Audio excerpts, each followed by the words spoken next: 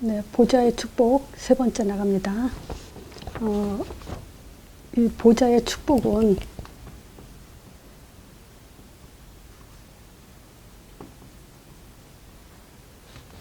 이거는 시대마다 전도자에게 주셨죠.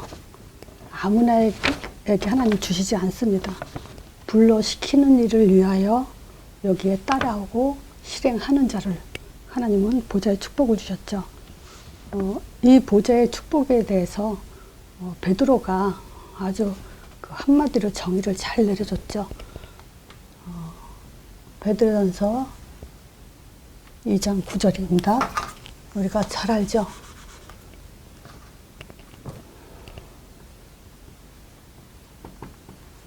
베드로는 이제 알아요. 마가다락방에 바람같이 불같이 성령의 충만함을 받고 나서 그 성령이 어떤 성령인지를 압니다.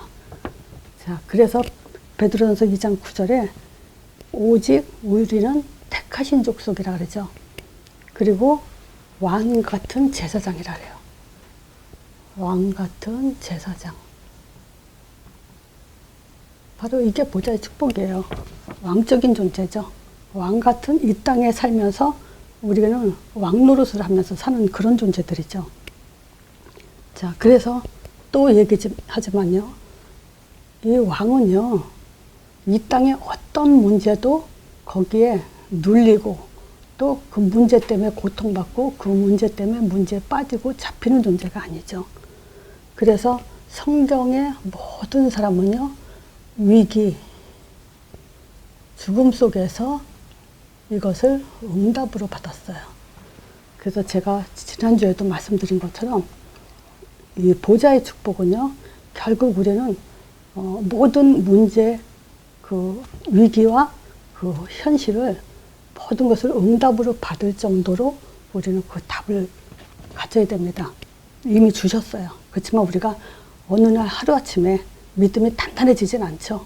그래서 계속 메시지를 들음으로 인해서 또 성경으로 메시지를 확인함으로 인해서 그렇구나라는 그 응답을 받아나가야 됩니다.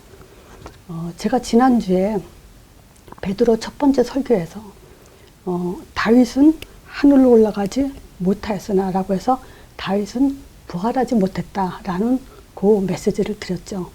근데 거기서 이 2장 34절이죠. 여기서 무슨 얘기가 나오냐면요. 발등상이라는 그런 단어가 나옵니다. 2장 34절에 다윗은 하늘로 올라가지 못하였으나 친히 말하여 가로되, 그러니까 다윗이 직접 하는 말이에요. 무슨 말이냐면 주께서 내 주에게 말씀하시기를 35절에 내가 내 원수로 내 발등상이 되게까지 하리라 하기까지라고 하는 말을 하죠. 그래서 이 발등상이라는 말은 무슨 말이냐면요.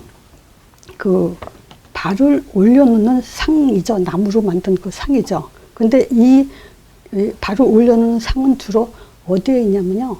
왕이 앉는 보좌죠. 왕이 앉는 그 의자 앞에 놓여 있어요. 그래서 왕들이 앉을 때 거기에 발등상은 뭐냐면 발을 놓는다고 해서 발등상이라고 그래요. 근데 이것을 전쟁 때 고대 시대죠. 고대 시대 전쟁 때 있죠. 승전국 왕이 패배국 왕을 어떻게 하냐면 발로 짓밟는 그런 일을 하죠. 자, 그래서 요걸 빗대 가지고 성경에서 바로 이런 말을 내 원수로 내 발등상 되기까지 또는 원수를 발등상으로 삼는다 이런 말이 몇 군데 나와요. 근데 이게 무슨 말이냐면요. 그 궁극적으로 예수께서 사단의 세력을 꺾는 사단의 세력을 꺾고 영원한 승리를 거둘 것을 예언한 그런 그 내용이에요. 그래서 여기서 지금 내 원수로 내 발등상 되게 하기까지 이 말은 다윗 보고 예수님이 네가 네 발로 원수의 사단의 머리를 밟아 짓밟을 때까지 그때까지 너는 내 우편에 앉아 있어라 이런 말을 한 거죠. 그러니까 이 말이 성경에 왜 기록해 놨을까요? 다윗이 왜 이 말을 했을까요? 예수님은요 이 땅에 오신 목적이 마귀를 멸하러 오셨어요. 그래서 우리가 예수를 믿는다는 것은 모든 흑암 권세를 꺾고 영원한 승리를 가졌다라는 그 믿음을 갖기 위해서예요. 자, 그러니까 이 믿음이 계속 들어가면요, 우리는 위기나 죽음이나 환경 그 어떤 것들어도 우리는 결국 다 응답으로 받을 수밖에 없는 그런 신앙의 사람들이죠. 자, 그래서 오늘도 사도행전을 들어갈 건데요. 자, 사도들이 가진 답을 가지면 우리는 끝납니다. 그렇지 않겠습니까?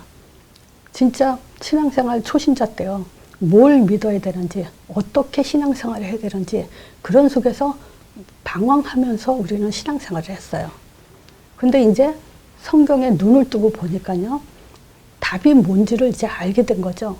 특히 내가 좋아하는 성경 구절 가지고 힘을 얻고 답을 얻는 게 아닙니다. 우리는 어느 시대나 보좌의 축복을 받는 사람, 서론에 금방 말씀드렸죠. 사도행전, 즉 전도자의 삶 속에서 살아가는 사람들한테 보좌의 축복을 줬기 때문에, 그렇다면은 사도행전은 뭐냐면요, 보좌의 축복 속에서 사는 사람들의 삶이라는 얘기를 말하는 거죠. 그러니까 당연히 사도들이 가진 답을 가지고 우리는 성령 행전 속에서 살아가 나가야 우리는 보좌의 축복을 받게 되는 거죠. 그래서 진짜 또 얘기해도 얘기하지만요, 이 복음은요, 아무리 들어도 다 아는 것 같은데 못 깨달아요. 그래서 또 얘기합니다. 이 사도들의 가진 답을 가지고도 못 깨달으면 더 이상 답은 없어요. 자, 사도행전 1장 1절 그리스도예요. 이 그리스도를 베드로전서 2장 9절에 뭐라고 얘기하냐면요, 그냥 단어로만 찝어서 말씀드릴게요. 아름다운 덕이에요.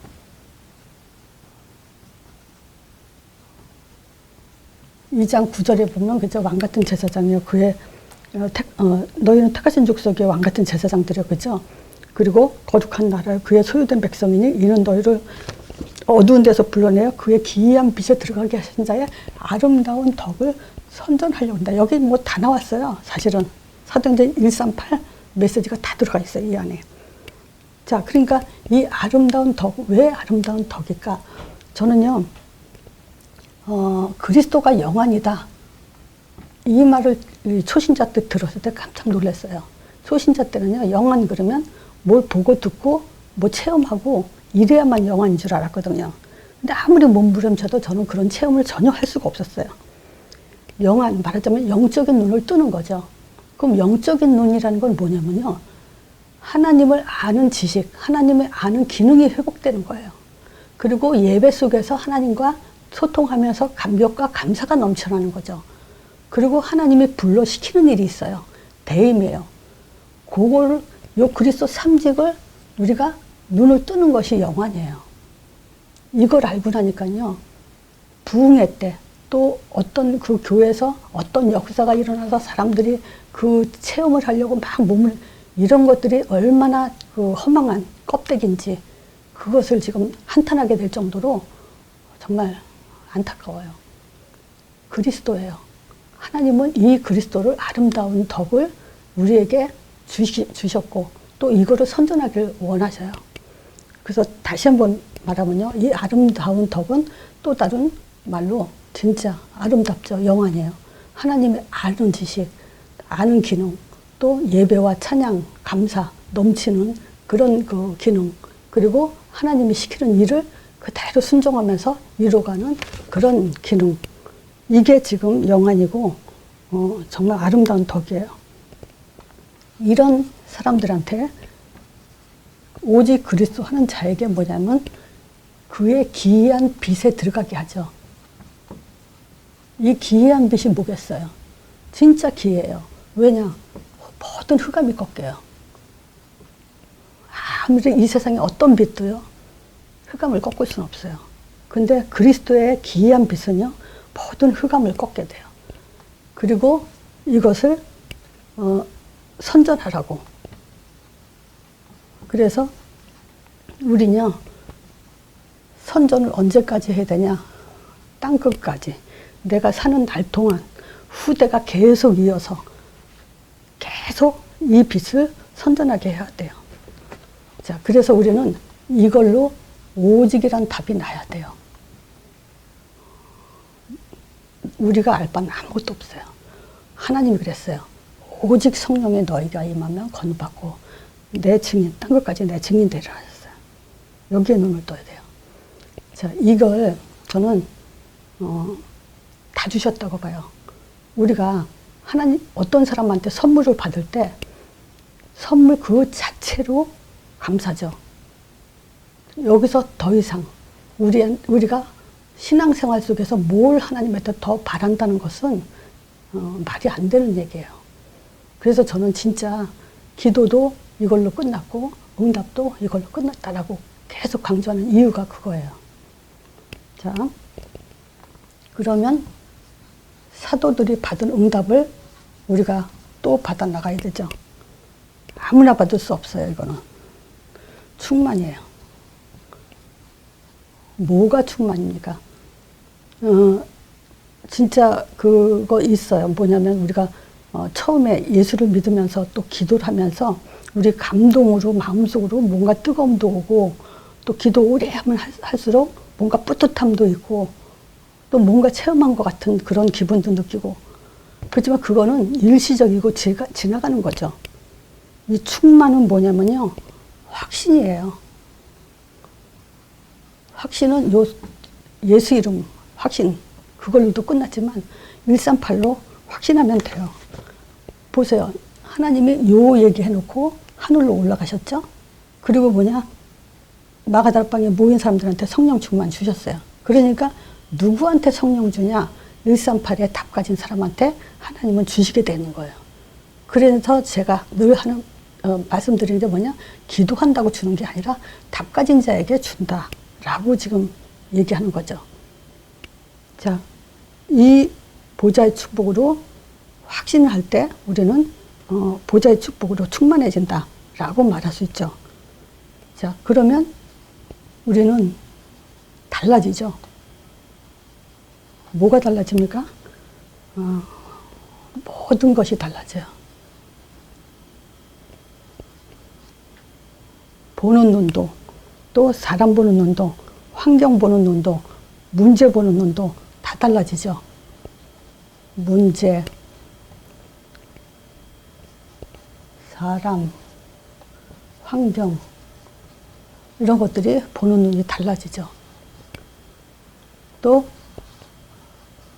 말씀 성취를 이루게 돼 있죠.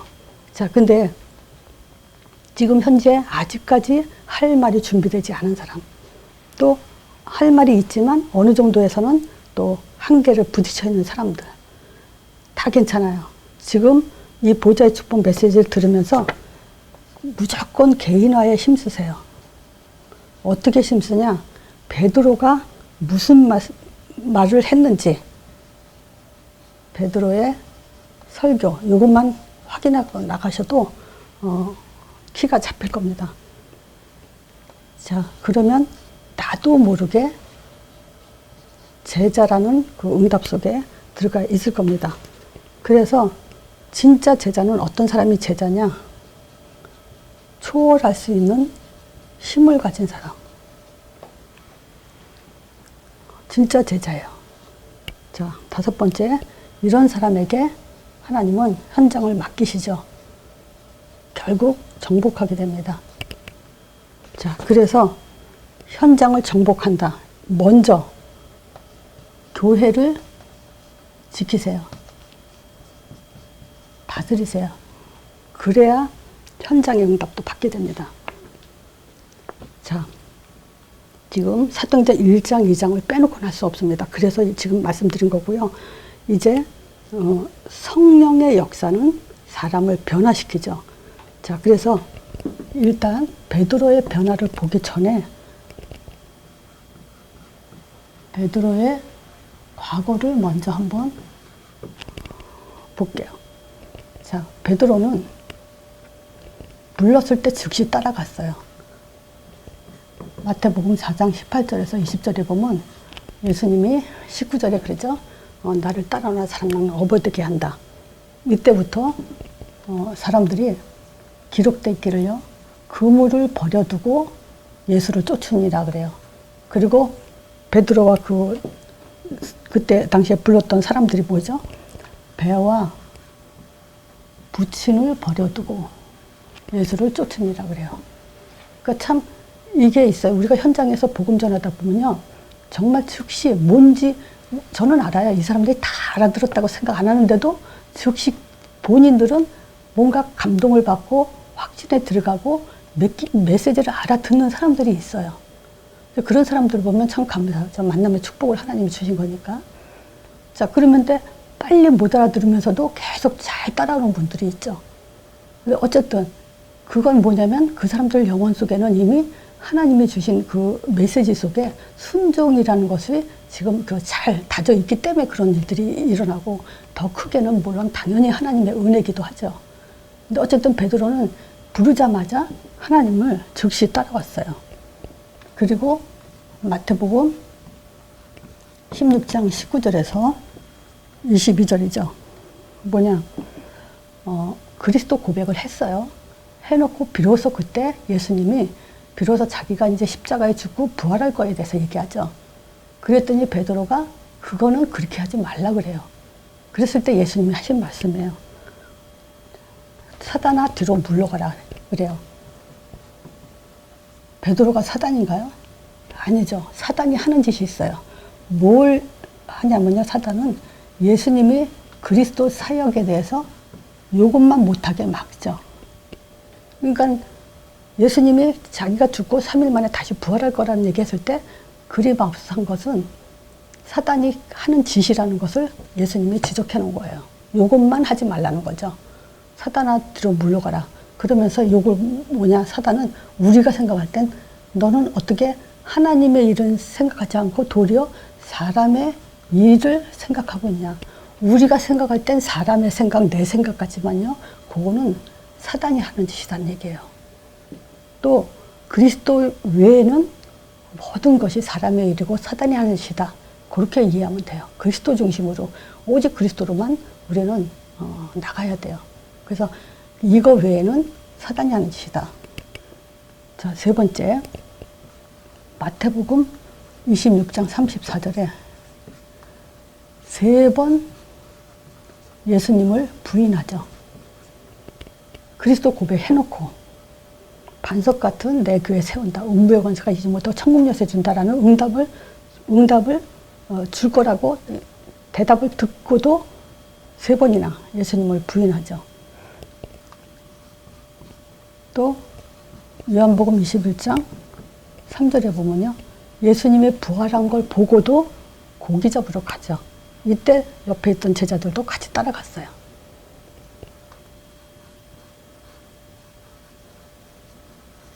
이런 영적인 상태였어요. 베드로 과거가. 근데 드디어 마가다라방에 성령을 충만함을 받고 나서 변화를 받게 되죠. 그게 바로 이제 사도행전 3장 1절에서 26절까지예요. 근데 베드로는 설교를 3장 11절에서 26절까지 설교를 했죠.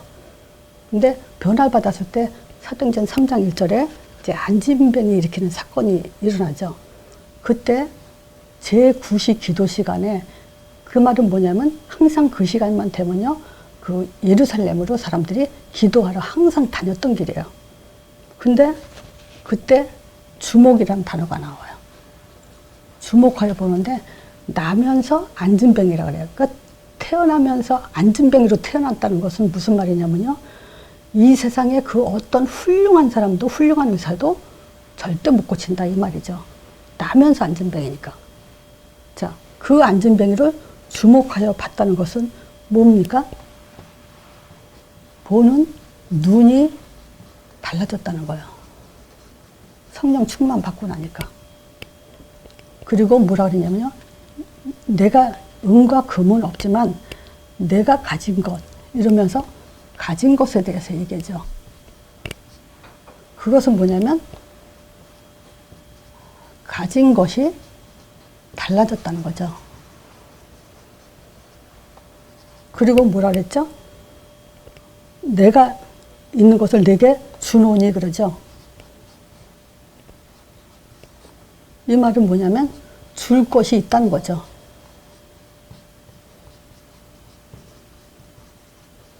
지금 기독교인들이요, 전도 깨닫지도 못하고요, 줄 것도 없어요. 우리가 왜 개인합니까? 줄 것 있게 하려고. 그러면 줄 수 있어요. 자, 이게 지금 달라졌어요. 보는 눈이 달라지고, 가진 것이 달라지고, 줄 것이 있고, 줄 것이 달라졌어요. 자, 그러면서 이제 설교가 시작되죠. 왜냐, 지금 이제 그 안진뱅이와 많은 그 주변, 이 안진뱅이 일어난 사건을 통해서 사람들이 막 난리가 났죠. 자, 이때요, 지금 베드로 설교가 메시지가 어떤 메시지가 나왔냐, 이제 그걸 보는 거죠.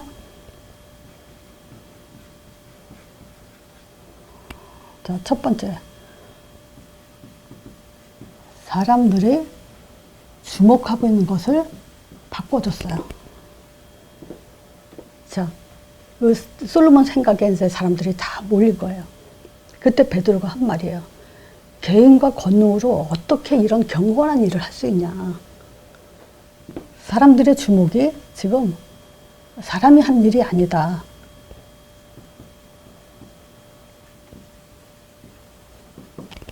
개인의 권능이 아니다 하면서 뭐라 하냐면 너희 조상 하나님이 라고 얘기해요. 너희 조상 하나님이 누구죠? 아브라함의 하나님이죠. 유대인들은요, 아브라함 하나님 그러면 뭘 아냐면요, 아브라함한테 언약을 줬다는 걸 알아요. 그래서 아브라함은 언약의 조상 이렇게 얘기하죠. 그리고 뭘 아냐면요, 창세기 12장을 알아요. 본토 친척 아비집을 떠난 것을 알아요. 그럼 보세요. 왜 하나님이 본토 친척 아비집을 떠나라 그랬냐? 왜? 가나안 땅 가게 하려고. 요걸 유대인들이 알아요. 그래서 가나안 땅, 애굽에 노예 생활했을 때요, 야, 너희 조상 하나님이 너희들을 가나안 땅으로 인도하라고 그랬어. 그 말 했을 때 유대인들은 알았어요. 왜냐? 아브라함, 우리 조상 아브라함한테 하나님은 가나안 땅 가라고 불렀고, 그 가나안 땅을 우리에게 줬기 때문에 모세가 출애굽한다고 했을 때 그것을 따라 순종할 수 있었던 거죠. 자, 또 유대인들은 뭘 알았냐? 창세기 15장에 언약 체결이죠. 언약 체결. 본토 친척 아버지 떠나서 내가 가나안 땅 주겠다 했을 때 말로만 했지만 여기서 횃불 언약을 통해서 아브라함한테 확신을 줬죠. 그래서 여기서 뭘 얘기하냐면요, 갈라디아서 3장 16절에 자손에 대한 얘기를 하죠. 뭐 아브라함이 그랬잖아요. 나한테 자식을 주지 않았기 때문에 15장에 내 집에서 길류는 엘리에셀이 내 후손으로 삼을 거다 했을 때 하나님이 내 몸에서 날짜라고 했죠. 그러면서 네 몸에서 날짜가 네 자손이다라는 얘기를 하죠. 그래서 분명히 자손에 대한 얘기했죠.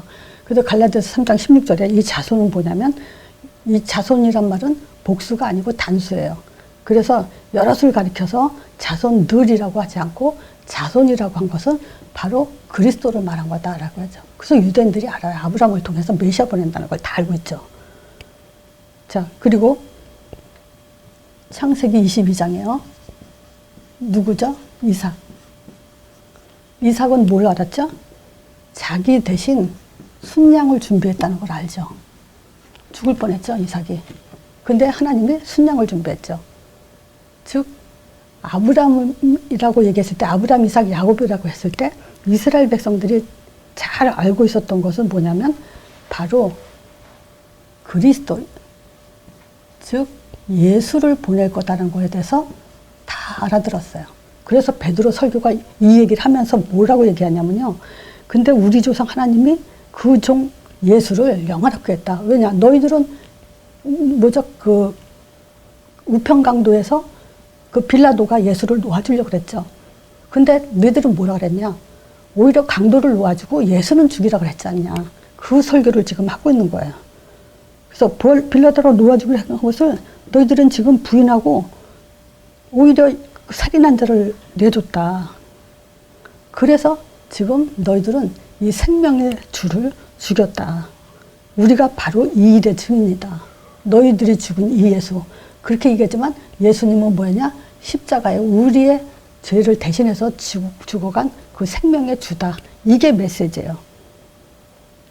그러면서 약속에 대한 얘기하죠. 무슨 약속이냐? 저는 3장, 사도행전 3장 20절이요. 이 성경 구조를 많이 현장에서 말씀 공부할 때 이걸 많이 읽었어요. 또 주께서 너희를 위하여 예정하신 그리스도 곧 예수를 보내시려니, 이 말이요. 자, 예정했어요. 그러면 이스라엘 백성들에게 대대로 있죠. 자손 아브라함한테 계속 흘러서 뭘 하냐? 우리를 위해서 예정하신 메시아 그리스도를 보낸다. 이 얘기를 계속 얘기했다는 거예요.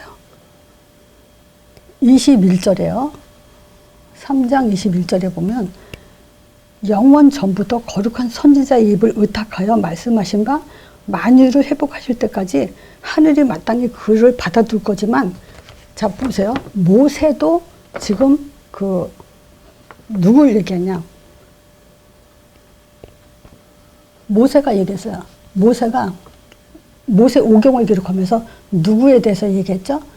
모세를 알았다면 나를 알았으리라. 모세는 계속 예수에 대해서 얘기했죠. 그러면서 모세가 뭐라 하냐면요. 지금 나뿐만이 아니라 모든 선지자를 하나 세울 것인데 뭐든지 선지자의 말을 들어라. 내 말도 듣지만 선지자의 말을 들어라. 이 얘기하죠. 누구든지 그 선지자의 말을 듣지 아니한 자는 백성 중에 멸망을 받으리라. 자, 하나님 말씀을 듣지 않은 자는 멸망을 받으리라. 똑같은 말이에요. 선지자의 말을 듣지 않으면 멸망을 받으리라. 또한 사무엘 때부터 om으로 말한 모든 선지자도 이때를 가리켜서 계속 선지자들은 뭘 얘기했냐? 오실 메시아에 대해서 얘기했다는 거예요. 그러면서 25절에도 그러죠. 너희 선지자들의 자손이요. 또 하나님은 너희 조상으로부터 더불어 세우신 언약의 자손이다. 아브라함에게 이르기를 땅의 모든 족속에 너희 씨를 인하여 복을 받으리라 하는 이 말을 선지자들이 계속 말했다는 거예요. 그래서 이 선지자들의 말을 듣지 않으면 멸망받고 저주를 받는다. 전도자의 말을 듣지 않는 자, 사도들의 메시지를 듣지 않는 자들은 이 백성들로부터 이제 멸망을 받는다. 이 얘기예요. 자, 그래서 하나님이 그 종을 세워 복주려고 너희들한테 먼저 보내가지고 계속 선지자들로 하여금 돌이켜 그 악함을 버리게 했다. 그 얘기를 계속 메시지를 하는 건데, 우리가 지금 이 시대에 하는 메시지가 바로 이거예요. 예수는요, 그냥 예수가 아니라 영원 전부터 계속 선지자들 통해서 전해 내려온 그 복음, 하나님의 영원한 언약이에요. 이거에 대해서 지금 베드로가 설교를 계속 하고 있는 거죠. 그래서 우리는 예수를 그냥 예수 아니고요. 창세기 3장의 근본 문제, 즉 원죄, 요거를 완전히 끝낸 그 예수예요. 그래서 그리스도의 사역은 절대적이에요. 자, 그리고 하나님 나라. 이 하나님 나라가 이제 권능으로 우리를 인도할 뿐만이 아니고 응답을 주게 돼 있어요. 자, 요거를 지속해서 받는 방법이 사도행전 1장 8절이에요. 한 번 받고 끝나는 게 아니라 지속해서 받아야 돼요. 뭐가? 권능을. 그래서 이 권능을 받고 땅 끝까지 가려면 역시 개인화가 안 돼서는 갈 수가 없어요. 자, 사도들의 메시지의 중요성을 다시 한번 결론적으로 좀 말씀드릴게요. 왜 그러냐? 지금요, 많은 설교가 있고, 많은 메시지가 있고, 많은 말씀이 있지만요, 사도들의 메시지만 지금 없어지고 있어요. 자, 제가 질문해 볼게요. 초대교회가 지금 있습니까? 없습니까? 하나님이 오순절날 마가다락방에 구약에 예언되었던 그 성령 충만함을 받은 그 초대교회가 지금 없어요. 안디옥 교회도 스데반의 환란으로 세워진 그 안디옥 교회가 지금 없습니다. 빌립보도, 데살로니가도, 또 고린도교회, 에베소교회 지금 없어요. 왜 없습니까? 두 가지 이유입니다. 첫 번째가 뭐냐면 우상시할까봐. 사도들의 세운 교회만 교회라고 우상시할까봐. 그렇죠? 왜냐하면 사도행전 1장 8절 온 땅에 교회가 세워져야 되는데 이 사도들이 세운 교회만 교회라고 할 경우에는 지금 다른 교회는 아무리 세워져도 교회라고 치지 않죠. 그래서 우상이 되는 건 뭐냐면 교회 내용이 없으면 우상이 되죠. 사도행전 1장 1절, 1장 3절, 1장 8절 요게 없으면 우상이 돼버려요. 자, 두 번째 메시지가 결국 이게 없다는 것은 뭐죠? 변질돼서 무감각돼서 그러면 결국 무지하게 되죠. 이걸로 인해서 무너진 거예요. 이 교회들이. 그래서 사도들이 전한 이 메시지 외에 다른 메시지를 전하면요, 그건 교회가 될 수 없어요.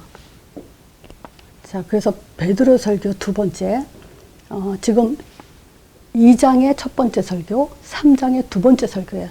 그러니까 요것만 잘 봐도 우리는 보좌의 축복 속에 있다는 확신 속에 응답을 받는 전도자라는 것을 우리 자신 스스로가 확신해야 됩니다. 다른 걸로 확신한다고 확신이 아니죠. 뭐가 성령 충만입니까? 뭐가 성령 충만한 확신입니까? 베드로가 설교한 거 그대로 우리는 듣고 그대로 말하면 돼요. 그래서 오늘 두 번째 베드로 설교요. 지금 그 선지자들 계속 지금 전한 내용이 뭔지 그거에 대해서 베드로가 설교했습니다. 그래서 사실은 한마디로 말하면 복음 5가지예요. 그 복음 5가지 빠지면요, 그거는 교회가 될 수 없습니다. 자, 한 주간도 또 이 보좌의 축복을 확인하는 그런 시간을 갖길 바랍니다.